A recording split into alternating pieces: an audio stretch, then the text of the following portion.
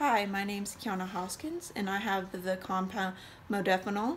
I'm going to show you the skeletal structure of it, the functional groups, and other bonds in the compound that will show up in the IR spectrum of it. IR spectroscopy can help identify a compound by telling which functional groups are present in the compound. In modafinil, there is one aromatic ring on the very left, another aromatic ring right below the other one, a sulfoxide group where the sulfur is double bonded to the oxygen, and there is an amide on the very right where the NH2 is in the carbonyl group. An IR spectra can be divided into two regions. The diagnostic region, which contains all signals that are double bonds, triple bonds, and XH bonds, which are CH bonds, OH bonds, and NH bonds. The diagnostic region is between 1500 to 4000 inverse centimeters.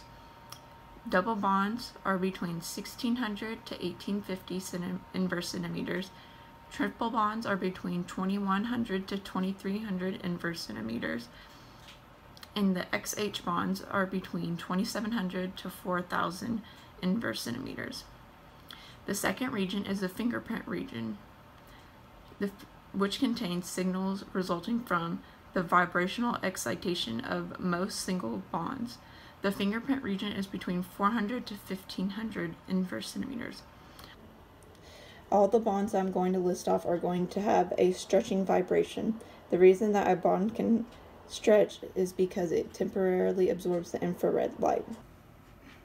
An aromatic ring is going to have a frequency of about 1400 to 1600 inverse centimeters, or 1600 to 2000 inverse centimeters. Now, since there are two aromatic rings in modafinil, that does not mean that you're going to have two peaks in this region.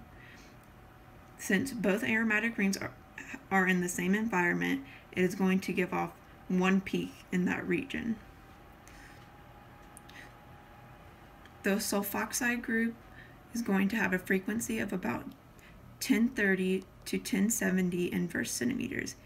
Even though it has a double bond, it is going to show up in the fingerprint region because it is a sulfur double bond and not a carbon, oxygen, or nitrogen double bond. The carbonyl group on the amide is going to have a frequency of about 1650 to 1700 inverse centimeters, since it is next to a secondary amide, unlike a ketone, which has a frequency of about 1680 to 1750 inverse centimeters. The secondary amide is going to have two peaks between 3350 and 3500 inverse centimeters. The reason it is going to have two peaks is because the NH bonds can be stretching in phase with each other, called symmetric stretching and asymmetric stretching. At any given moment in time, approximately half of the molecules will be vibrating symmetrically, while the other half will be vibrating asymmetrically. The molecules vibrating symmetrically will absorb a particular frequency of IR radiation to promote the vibrational excitation, while the molecules vibrating asymmetrically will absorb a different frequency. Now, there are three CH bonds in modafinil that was not listed in the skeletal structure. There is one between the two aromatic rings and two between the sulfoxide and the carbonyl group on the amide. The CH bonds are going to have a frequency at about 2850 to 3000 inverse centimeters.